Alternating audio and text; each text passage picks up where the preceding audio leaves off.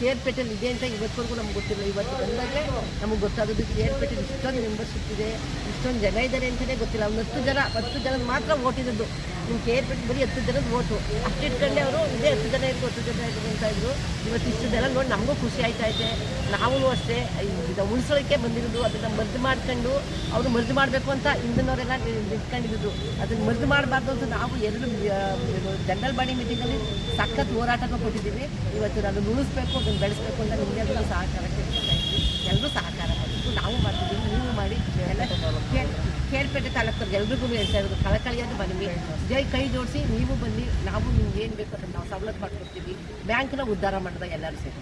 ಅದಲ್ಲದೆ ಈಗ 2 ವರ್ಷಗಳಿಂದ ಬ್ಯಾಂಕು ಏನು ಕೆಲಸ ಮಾಡದೇ ಇರೋದ್ರಿಂದ ಈಗ ಹೊಸ ಆಡಳಿತ ಮಂಡಳಿ ಬಂದು ನಾವು RBIಗೆ ಹೋಗಿ ಕೇಳಿದಾಗ ನೀವು 2 ಕೋಟಿ ಟಾರ್ಗೆಟ್ ಮಾಡಿ ಶೇರ್ ಹಣನ, ಈಗಲೂ 9 ಕೋಟಿ ಟರ್ನ್ ಓವರ್ ಇದೆ, ಆದರೆ ಶೇರ್ ಅಮೌಂಟು ಸ್ವಲ್ಪ ಕಡಿಮೆ ಆಗಿರೋದ್ರಿಂದ ನಮಗೆ 2 ಕೋಟಿನ ಇದು ಕೊಟ್ಟಿದ್ದಾರೆ ಮಾಡಬೇಕು ಅಂತೇಳಿ.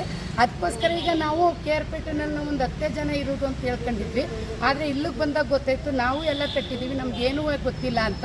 ಈಗ ಅದಕ್ಕೋಸ್ಕರ ಆ ಶೇರ್ದಾರಗಳೆಲ್ಲರನ್ನೂ ಮೀಟ್ ಮಾಡಿ ಅವ್ರಿಗೆಲ್ಲ ಕೇಳ್ಕೊತಾ ಇದ್ದೀವಿ 5,000 10,000. ಅದಕ್ಕೆ ಒಟ್ಟು ಒಬ್ಬ ಶೇರ್ದಾರರು 3 ಲಕ್ಷ ಗಂಟು ಹಾಕ್ಬೋದು. 5,000ದಿಂದ 3 ಲಕ್ಷ ಗಂಟ ಒಂದು 6 ತಿಂಗಳು ನೀವು ನಮಗೆ ಸಹಾಯ ಮಾಡಿ, ಆಮೇಲೆ ಮಾರ್ಚ್ ಆದಮೇಲೆ ಬೇಕಾದ್ರೆ ನೀವು ಆ ದುಡ್ಡನ್ನು ತಗೋಬೋದು. ಯಾಕೆಂದರೆ ನಮ್ಗೆ ಪುನಃ ಅವರು ಅನುಮತಿ ಕೊಡಬೇಕು, ಸಾಲ ಸೌಲಭ್ಯ ಕೊಡಬೇಕು ಅಂತಂದರೆ RBIನವ್ರು ನಮ್ಗೆ ಅನುಮತಿ ಕೊಡಬೇಕು ಅಂದರೆ ನಾವು 2 ಕೋಟಿ ರೂಪಾಯಿ ನಾವು ಕಟ್ಟಿಸಲೇಬೇಕು. ಅದಕ್ಕೆ ದುಡ್ಡು ಸ್ವಲ್ಪ ಹಣವಂತರ ಹತ್ರನೂ ಹೋಯ್ತಾ ಇದ್ದೀವಿ, ಶೇರ್ದಾರಗಳ ಹತ್ರನೂ ಹೋಯ್ತಾ ಇದ್ದೀವಿ.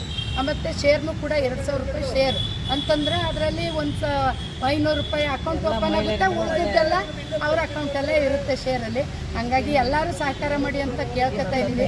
ತುಂಬ ಚೆನ್ನಾಗಿ ರೆಸ್ಪಾನ್ಸ್ ಮಾಡ್ತಾ ಇದ್ದಾರೆ, ನಮಗೂ ಅದು ಖುಷಿಯಾಗದೆ. ಬ್ಯಾಂಕ್ ಉಳಿಸ್ತೀವಿ, ಯಾರು ಎದುರೋದು ಬೇಕಾಗಿಲ್ಲ.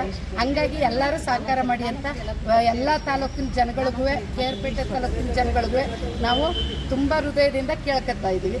ದಯವಿಟ್ಟು ಎಲ್ಲ ಸಹಕರಿಸಿ. ನಿಮ್ಮ ಹೆಸರು ಮೇಡಮ್? ಜಯಶೀಲಮ್ಮ ಅಂತೇಳಿ. ಒಂದು 10 ನಿಂತಷ್ಟು ಅಲ್ಲ ಅರ್ಧಬರ್ಧ ಆಗಿರೋ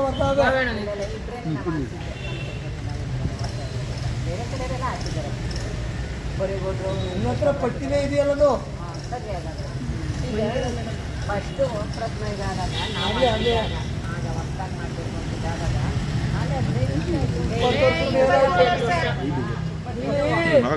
ಒಬ್ಬನೇ ಡೈರೆಕ್ಟ್ ಆಗೋದು. ಇಲ್ಲಿ ಮಹಿಳಾ ಕೈಗಾರಿಕಾ ಬ್ಯಾಂಕ್ ಆಯ್ತಲ್ಲ, PM ಈ ಕಡೆಗೆ ಆಯ್ತು, ಆಗ ಅವ್ರನ್ನೇ ಹೋಗಿ ಅಂದ್ಬಿಟ್ಟು ಸುಮ್ಮನೆ ಆದ ನಾವು. ಅಲ್ಲಿನ ದೇವೇಗೌಡನೇ